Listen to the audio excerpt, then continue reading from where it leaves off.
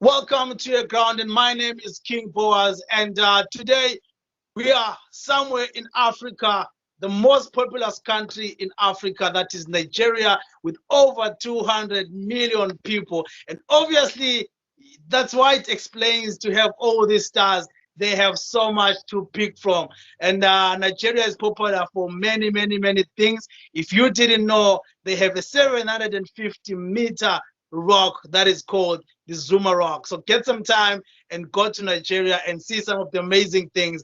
But today, I have a king from Nigeria. He's a household name in the music industry. He's worked basically everyone in the industry, but I will not want to preempt that. Let's hope that we will get into some of the nitty-gritties of the stature of the men I have today.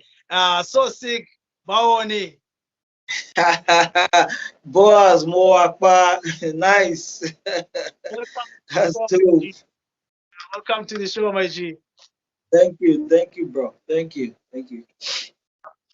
So to start off with, maybe if I can ask this, do you know any artists from Zimbabwe? I should have done my homework. I didn't see that coming, man. I mix it up, often because it's in the south. I believe it's in the south, so I tend to mix it up. But I'm sorry, but I'm gonna do my research or my homework, from now on. So I don't give names of some of the artists that we have. Yeah. Okay. Do you want to introduce me to anyone that I might know? Right. Just with Tiva Savage. Oh yeah. Oh, definitely. Yeah. Definitely. Yeah. And then I think there's Natty something with, I don't know if it's Mr. Easy or it's part of Ranking, but they have a track together. Yeah. Oh, that's nice. These are big cats around here. These are the big dogs, top dogs around here. So it must be major. Must be pretty nice. So introduce yourself. I know that your birth name is Sosa Osemwengi. Good job. Good job. Yeah. So my name is Sosa, middle name Douglas, Sevenge, aka SoSick, Nowadays they call me Sosa. You get me? Yeah, I was born and raised in Lagos, the city of hustle. You know what I'm saying? Concrete jungle. And I have two brothers and one sister, and I'm the third child. And basically there was always music in the house growing up. You know what I'm saying?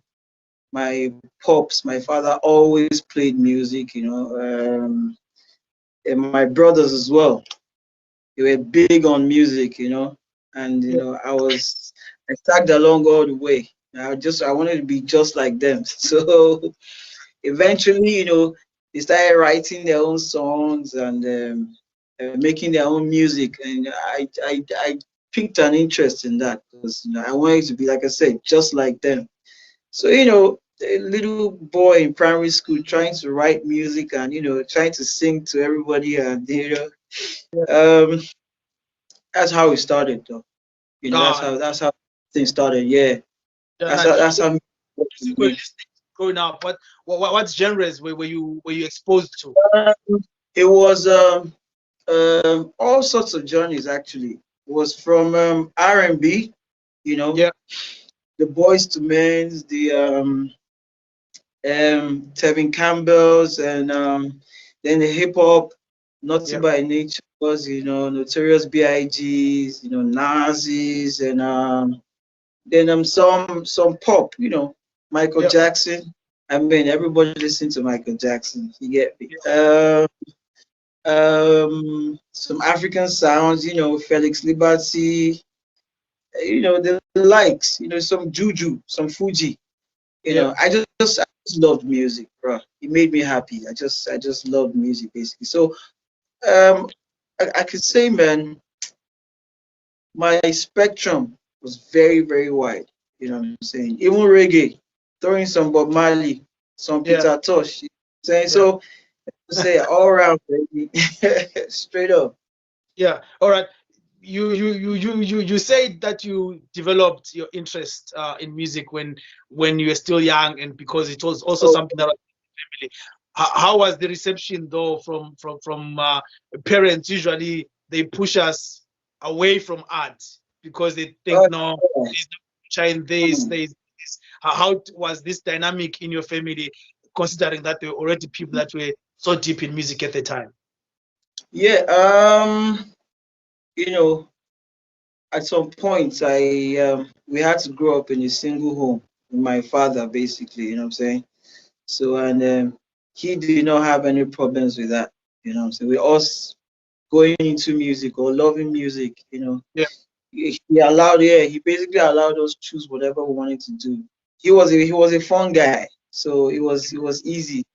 There were no restrictions, you know, whatsoever. So that made me or allowed me develop, you know, properly the way I wanted to, you know. So there was no. It was. I think I was pretty much free to do whatever I wanted to do, All right, and nice. that made it Yeah. easy for me. Unlike others, yeah. All right.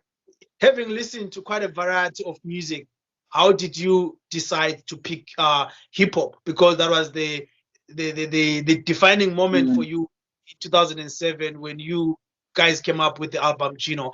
Why hip hop and not anything else when you've listened to all these genres that were at your disposal? Yeah. Like I said earlier, yeah. Gino, who happened to be my brother, of course, you know. He was. I can say he led the line, you know, Yeah, and he was more into hip hop. You get what I'm saying? yeah, And he was my first idol. You know what I'm saying? He yeah. was the first idol I had. You know, music wise. So I guess it was a natural inclination for me. You know what I'm saying? To lean towards hip hop because every Yeah. day I saw him rapping. I saw him. You know what I'm saying? Doing shows. I saw him doing all of that, and that's my big bro. I want to be like him. So it Yeah. was so I had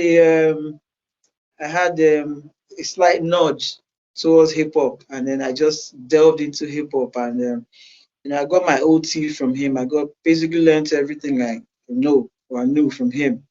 So Yeah.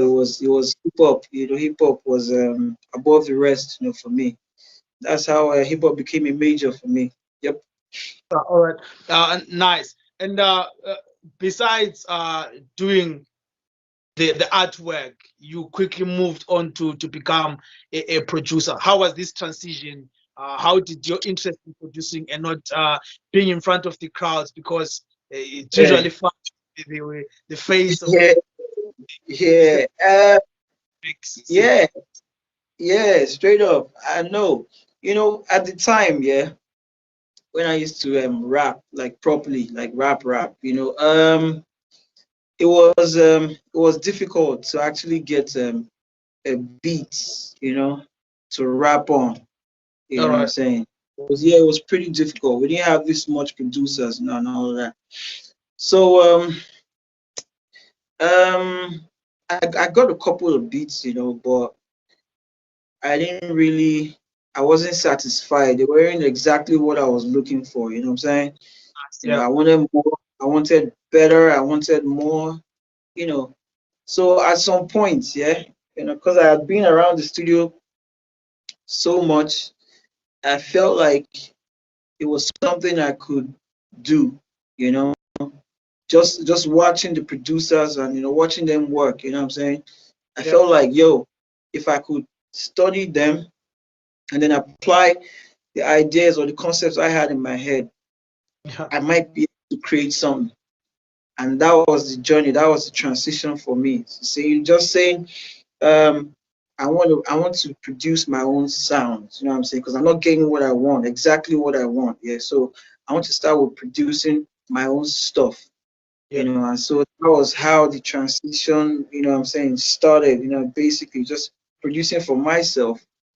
Then and then people liked what I made for myself, and you know what I'm saying. started offering me money, and I mean, what's a young nigga to do? So money started coming in, and then I had to rest my rapper side for a minute. Yeah. So that was how basically that's how the transition, came from to production. So I will come back to you being a producer, but I want to pose a question on the aspect of hip hop, because it is a genre that is not easily welcomed or easily accepted in most African countries. Even in some Western countries, it's still looked upon as a genre that's a bit violent. It's a genre that is not positive in nature, so to say. How has been the reception and the growth of hip hop in Nigeria over the years? What is the attitude now? I know, for example, in countries like South Africa, it's now one of the big genres. They've taken it, they've kind of renovated it to be some vibe to it now. So how is it like in Nigeria? How is the hip hop scene like in Nigeria? Okay. At the moment, the biggest genre around here and even globally is Afrobeat. You get me? Yeah. But because of the emergence of the Wizkids, the Davidos, the Burna Boys, and that, Yeah. But there was a time, just in Nigeria, here in Nigeria anyway, it was hip hop. Hip hop kind of dominated. You know what I'm saying? We had a lot of hip hop guys dominating. We're talking Little C, I'm talking M.I Abaga, I'm talking Ice Prince, I'm talking Gino, I'm talking Da Green, So, excuse me. No So problem. I'm talking all those guys, and at the time they dominated the scene. You know what I'm saying? Yeah. So and then in relation to violence, I don't see that around here. I know in somewhere in Yankee in America, Yeah. early or middle or late 90s or early 2000s, there was a lot of affiliation or association, hip hop, I'm saying, gangsters and violence and all of that. But that didn't cross over. That aspect of, what I'm saying, hip hop or whatever it is, did not cross over. It was just it was all love around here. There was no violence associated with it, and it helped people to accept it more around here. Kind of increase the acceptance because it didn't come with all the negative aspects. No. Matter of fact, it came with poetry, it came with a lot of pluses, what I'm saying, positives. And it was, like I said, it was so big around here that it seemed if you did not have some hip hop joints or affiliation to your music, you were not you were not popping yet. So it was pretty good. It was a boom. It was a pretty good boom around here. It was good. Yeah. Nice. Let's talk about you as a producer now. The first thing that you did in your catalog is that you worked with Chino, who's your brother. How is this relationship dynamic like? Because siblings don't usually work together easily, and this is someone that has kind of taught you the game. This is someone that has brought you into the game, and now you have to produce him and tell him what works and what. How was the relationship? I know, true. You see, the thing with me is, I work best when the artist trusts me, when the artist trusts me or believes in me. And he believed in me. You get what I'm saying? He kind of just, believed that I could do it, Nice. And that trust and that belief, made me better as a producer because it made me feel confident enough, you know what I'm saying? Made me want to give him more as well, do more. You know what I'm saying? Like I was working 20 hours a day on the project, man, for about 2 years, every day. So that was a lot of work. And that's because of the amount of trust he had in me, and I wanted to repay that. belief. I wanted to show that, yeah, I want to thank him for trusting me. And the only way I could do that was by giving him um, classics, basically. You know what I'm saying? Heavyweight material Yeah. to help his career take off. And yeah, of course, sometimes, as brothers, we'll have those moments. You get me? It's a family thing, yeah. So we'll Yeah. have those moments when argue and about something or to, but at the end of the day, I had creative control, and that's because he was actually willing to trust me, and that helped us, make a very, very good project, if I say so myself. And the rest is history. It was a classic around here, sold out. Yeah. Yeah. So to remember, maybe, or not to remember, if you can talk, maybe shine light on one of the hits from the work that you did with Gino. Oh yeah, of course.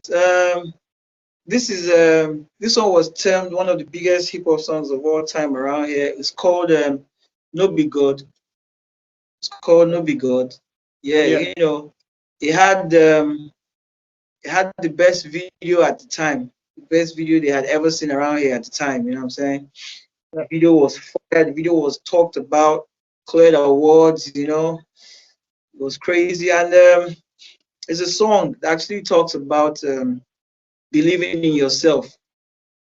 Because as at that time, yeah, we were basically nobodies in the industry. We didn't have any affiliations. We didn't have any godfathers. We didn't have any record labels. We didn't have nothing. Yeah. We came in on our own backs. You get me? Yeah. So the song was talking about how you're a star if you believe you are. You know what I'm saying? Yeah. It's just all you have to do is believe in God and believe in yourself. That's what the song talks about. No be God. You know what I'm saying? And then went viral. It was like a disease, bro. Everybody caught it. Yeah. And mind blown. You know what I'm saying? I couldn't believe the response. I didn't even know, to be honest.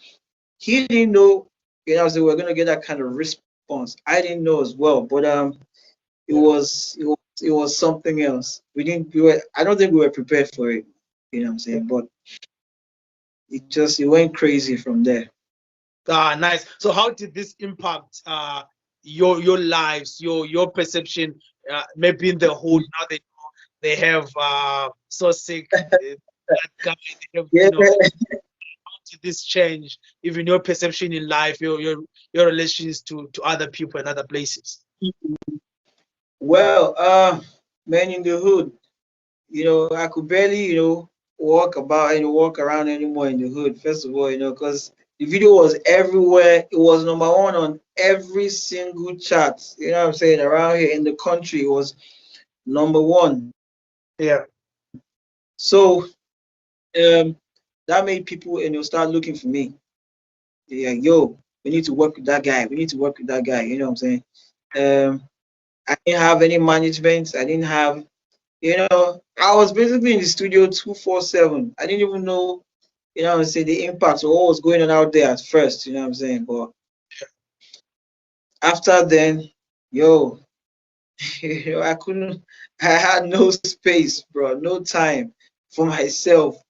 You know what I'm saying? Yeah. So every plan I had to even switch back to rapping and all that, I had to put that on hold because Yeah. the production thing just took off, and calls, and what I'm saying, everybody wanted to work with me, and that was just the impact was just crazy. Yeah. It's it was such a blessing, bro. Uh, That song was such a blessing. I uh, won't even lie. yeah. Yeah. All right. And then you also worked with Shank. You worked with Eva, but I would like to focus on the Green, the CEO. Yeah. Yeah. You personally call him one of the greatest of all. Maybe if you Oh, can talk about the Green and maybe what work did you particularly work with the Green? okay. For that green, yeah. At the time, yeah, he did indigenous rap. You know what I'm saying? He used to rap in Yoruba. Yoruba language, you know. Yeah. So he was up and coming basically. So but after he heard what I did for Gino on Gino's album, you know, so he hit me up and said he wanted to link up, you know. So when we got together and he said he wanted me to work on his songs actually, about 2 songs or thereabout. And it was supposed to be 2 songs, you know. Yeah. But besides Gino, um I don't think anybody else ever put that much faith in me as well. Like belief from the get go. Yeah. You know, he believed so much. Like if I worked with him, he would, you know, what I'm saying, propel his career to the. And I was like, yo, I wasn't used to that level of belief. And he kept saying like, yo, man, all I need is you, man, just you. You know, and I was like, yo. So that was touching for me as well. And I said to myself, man, I'm gonna give this guy, my best. And then I started plotting. I started to plot on how I could because he was basically indigenous, yeah. Yeah. So I wanted to plot something, yeah, that could link him with the basically from the ghetto, from the hood Yeah. to the suburbs. You get Yeah. me? I wanted something that could cut across. Yeah. So I started to put him on songs that people who rap like him normally wouldn't be on. They wouldn't actually be on those kind of songs or that kind of music. But that Yeah. was my plan, was to project him to the suburbs and to everyone else. But whether you speak Yoruba or not, whether you understand it or not, I was gonna put his own vocals on sounds that transcend all of that.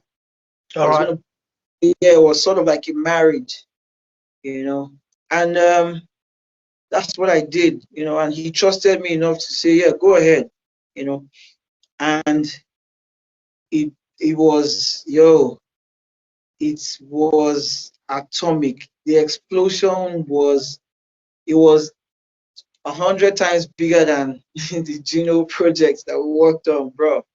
Yeah. It shut down this country. It was one of the biggest things this country had ever witnessed. It was, I mean, that was like the heights, bro. That was the biggest, man. You know what I'm Oh. saying? The highest selling rap album of all time. The probably one of the highest selling albums, not just rap albums, you know what I'm saying, of all time.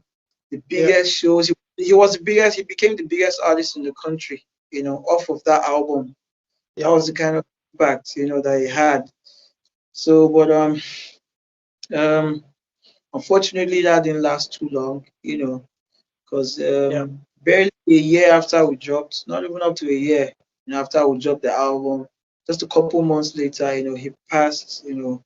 He so rest in peace here. He passed Yeah. from a car accident somewhere in Lagos here. So Yeah. we couldn't take it to the next level again after that. But it was till now, most of the gigs and the recognition I have, and what I'm saying, is from what we created, and that's it's just magical, bro. Because Yeah. I mean, it has lasted a decade and it's still going strong. You still walk out on the streets and people are still talking about him and playing his stuff, and they're still telling me that, yo, so sick, man, CEO. I still get most of the love I get even today is from, what I'm saying, his project, the CEO album. And Yeah. man, that's how big it is. 10 years and it's still that strong out here. Yeah. So that was how big it was and still is. Oh, nice. May his soul rest in peace. And it's a good thing that his legacy still lives on. His works are still testimony to what a great artist he was. Yeah. And then still you went on to work with Reminisce and other artists, but Oh yeah. you were also known for working on one of the first projects that featured the songstress Tiva Savage. How did this come Oh, about? okay. Can't remember the year exactly, but Tiwa Savage, yeah. I think that was the first song she recorded when she came to Nigeria, you know. One of the first songs anyway. Her manager, T Bills at the time, Yeah, yeah, he hit me up and said, yo, there's this lady he's working with, and he would like her to work with me as well. That's because they knew what I had done, and that was a different genre entirely. But like I yeah, said, I love it when people trust me enough to allow me or believe in me to say, yeah, whatever genre, whatever it is, we trust you. We know you. It makes me give yeah, 110%. So he hit me up and said, yo, he'd like me to work with her and all of that, and so we linked up basically at the studio, um, and the vibe was just instant. It wasn't there was no back and forth or any. It was just instant vibes, and then we made a song. It was different from what she was used to or what she did at that time. This yeah, was more Nigerian, what I'm saying, sound, and it was different from what I was known for as well. Because I mean, yeah, so but because of um my knowledge base, let me put it that way, of music generally, what I'm saying, yeah, this was basically like a juju song, but infused, somehow, to modernize it and that. And it was a love song, she jumped on it, and once again that took off as well, what I'm saying, and flew. And I had people wanting like, yo, SoSick made that too. SoSick does that kind of stuff. So that was really good for me, and one of the most professional people I ever worked with. oh, Tiwa nice. Savage. Yeah, Tiwa Savage, one of the most professional people I ever worked with. You know what I'm Oh, saying? nice. So You've worked with so many people over a long period of time, and these people, most of them, they are still there. Uh, yeah, Talk of Olamide, for example. I was yeah. watching his video recently, and Uh, you worked with him, and you yeah, define yourself as classics. Where did this yeah. come from, and how can you Oh, identify classics in the stuff that? oh, okay, yeah. Classics was something that I coined personally. It's a classic that ends with a CK, not just a C. You get me? Yeah, It came from you know classic and then sick. Because whatever I do, I like yeah, for it to be different. I don't like to do the regular stuff that everybody does. You know what I'm saying? So, whatever I make, I try to make it sick, not normal. So I try to, yeah, only make sick stuff. You know what I'm saying? So people hear myself like, yo, this stuff is sick. This shit is sick, bro. Yo, this is sick. It's different. It's sick. You know what I'm saying? So whatever I work on, I always try to make it different, try to make it sick, and yeah, also try to make it classic so it stands the test of time, regardless. yeah. So I put that together, classic and sick and classics. You feel Wow. me? That's how Awesome. that came about. Yeah, Yeah.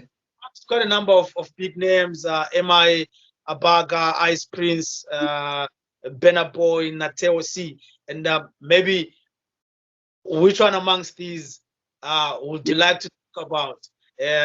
Because we cannot talk about all of them. Maybe just one Uh, that stands. Yeah, just one that stands out, and then we move on to something else. um, I would say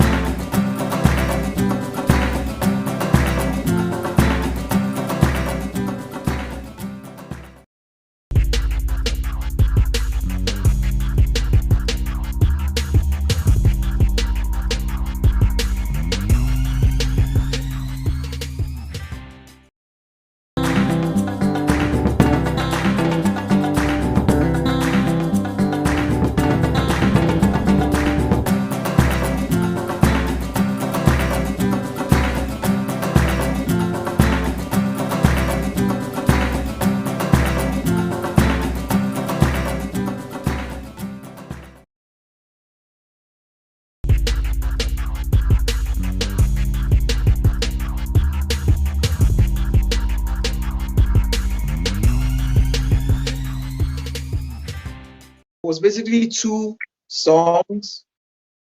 Two songs. It wasn't. It was. There was one on NATO C. NATO C featured Burna Boy. It was called for sorry, one sec. It was called hold up, everything's soft. Nah, was it soft? Yeah, I think soft. It was called Soft, the remix. So it featured Burna Boy and Chino. All right. Yeah, and then also I did one with or for DJ Neptune where he featured Burna Boy one time. You know, yeah, that one the was on that was on DJ Neptune's album anyway. All right. I can't remember. I made too many songs. Can't remember the title, but that Yeah. was that. Yes, that was probably one of my favorites too. Because it was a different sound and it was real dope. They sent in his vocals and I just as soon as I heard it, I'm like Burna Boy. I'm like yo, I was already excited to work on it and came out fire as well. Came out fire. All right. Yeah. You've not only won awards in Nigeria, but you've also won awards in the African continent, being voted as the African Producer of the Year at the CMVS. Uh, Maybe which Yeah. one awards would you say this is something that kind of uh, had so much impact in my life, or I looked forward to, or this is something that I've always wanted, and I've gotten this award in more than 10 years of your career? Yeah, the SMVAs, yeah, because I didn't actually see that coming. You know, I was nominated alongside some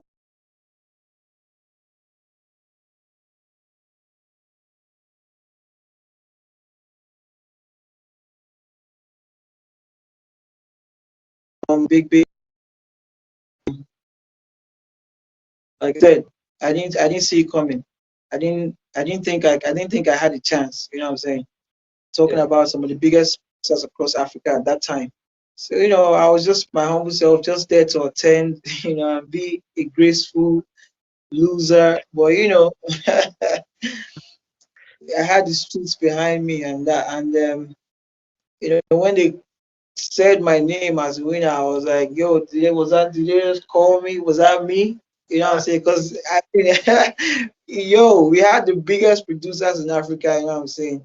Yeah. Talking the Jazzies, the Cobans, the other African, you know what I'm saying? So I Yeah. didn't see that coming. And as soon as they called me, like, I didn't know what to do. To get up, I had my peeps saying, yo, that's you, man. Get up there, man. Say something. And, also, that was as a result of the work I had done on Da Green's album as well. So it was just such a blessing. And that was the kind of impact it had, you know, Yeah. on everybody, on the industry as in general. So that one, and that was the first ever award I personally won, you know. So that meant the most to me, you know what I'm saying, till now. I Nice. cherish that. Yeah. Yeah. Now we get a little bit political. Mm, Art as a discipline in Africa hasn't been mm, respected so much, but we have so much lessons that we get from Nigeria, Kenya, and South Africa because from the mm, budgets, we see that you mm, contribute a large sum of the GDP towards the economy of the country. And yeah, but you, as an artist who's on the ground, do you think there's yeah. anything that Nigeria can do better in terms of treating artists? Um, in as much as there is a lot of money in the industry, yeah, around here anyway, Yeah, um, the structure still lacks, you know what I'm saying? yeah, There's still, yeah, the structure still lacks, to be honest. There is um there is no structure that caters to the artists, I'm talking publishing, I'm talking songwriters, I'm talking, royalties. I'm talking all that. Basically, artists have to figure this out themselves. You know, you have to figure it out. And in cases where you're not able to figure it out or figure them out, you know what I'm saying, you lose. You know what I'm saying? That restricts your growth and your, basically your revenue stream and that. But if there was a proper structure, by honest, sincere people, I think it can actually be bigger. Already for me, I would probably say, it's the biggest sector of our economy has to be entertainment, Yeah. because that's what's there, that's what has helped us the most around here. I'm talking from experience, and a Yeah. lot of people that I know as well personally. This entertainment is what has saved people, taking Yeah. them beyond, I'm saying, across borders, and done the most for the people around here, youth, and what I'm saying. So it Yeah. spreads. So if only we can get like a better structure, proper structure, yeah, it would actually do more, and that can transform not just the music industry but the economy as a whole, brother. You know what I'm saying? As a whole, it can impact more. It can impact more generally, outside of music. Yeah. Well, but for now, we'll take what we get. You know what I'm saying? Take what we get, and we'll try and use that to effect these changes that we're looking for, that we crave for. But so far so good. I mean, music entertainment has saved us in this country. I say that pretty much. I Yeah. say that. All right, nice. And then now coming to the African continent, is there anything that the creatives in Africa can do to unite the continent? Because we have issues like xenophobia. We have issues where even with certain countries, people don't respect each other because maybe you are Igbo, someone is some other tribe, and then there is no that respect. And almost all African countries, is there anything that as creatives, as people that are influential as we are, can do to unite the continent and have respect? Let the black person respect another black person in Africa, respect another race that is called an African. Yeah. Most times it's just sad. Sometimes when a black brother, you know what I'm saying, disrespects or hates on another black brother. I don't get it though. I personally don't get it. I don't get it. I don't know why. I don't know where that's coming from. But I know that it hurts, bro. You know, it hurts. When I hear stuff like xenophobia and all them things, you get me? Yeah. We are not enemy. You feel me? We're not the enemy. Nah, man. Yeah. We're not the enemy. We are brothers. We're in this together. Yeah. You get what I'm saying? So whenever when I hear or see stuff like that, it breaks me. It breaks me. It's very discouraging. It breaks me. So but music, yeah, like I said, has is one of those tools Yeah. that has helped to bridge that gap, to blur or blot out those lines completely that we use to separate ourselves. You know what I'm saying? Yeah. Music, because I think we listen to music from the south, you all listen to music from the west, from the east, from the, you know what I'm saying, and we all, we love it. You know what I'm saying? So what stops us from actually understanding that we're the same? you know I mean, language and all that. So I don't understand East African or Congolese stuff, but yo, when that stuff comes on, I'm whining my waist and all of that. You know what I'm saying? Because it's music. You know what I'm saying?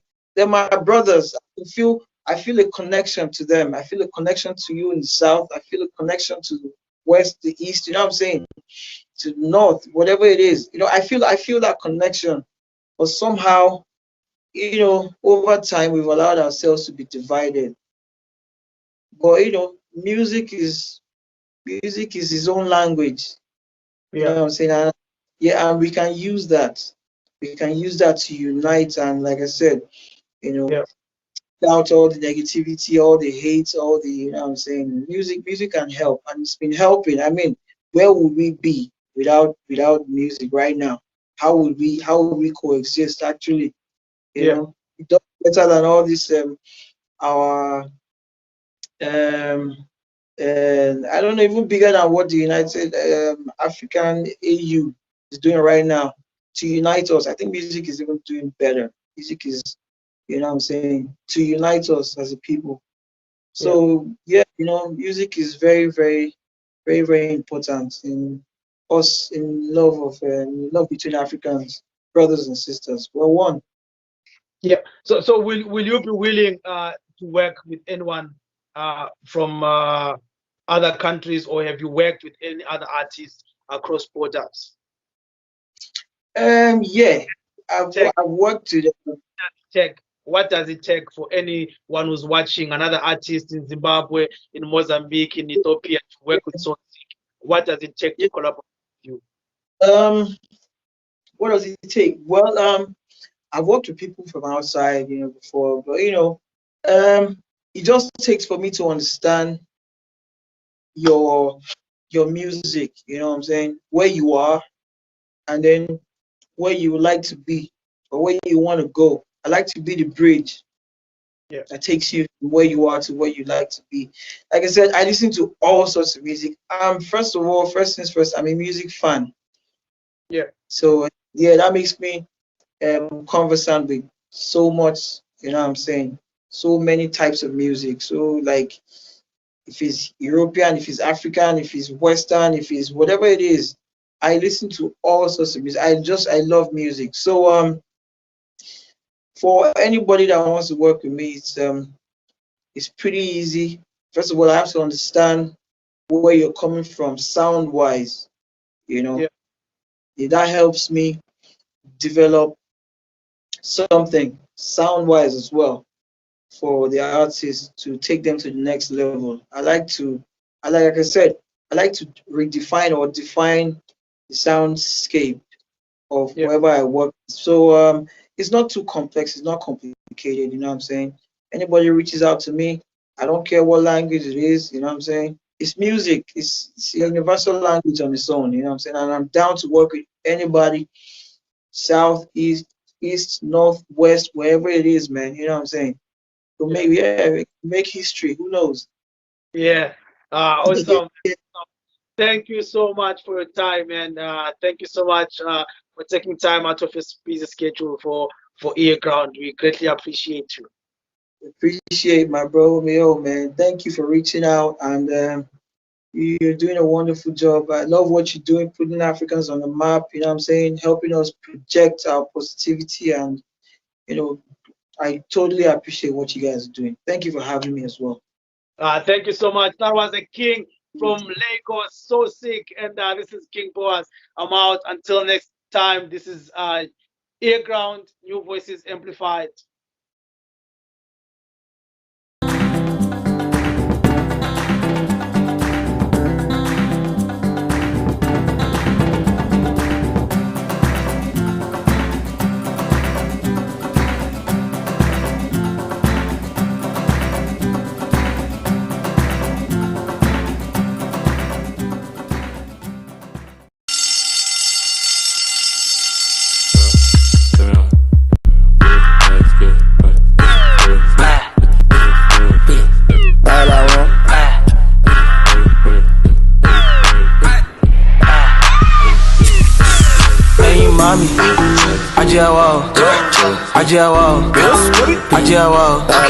Show your walking, show your walking, show your walking, show your walking, show your walking. Hey, mommy, Ajawa, show your walking, show your walking, show your walking, show your walking. Swagging up.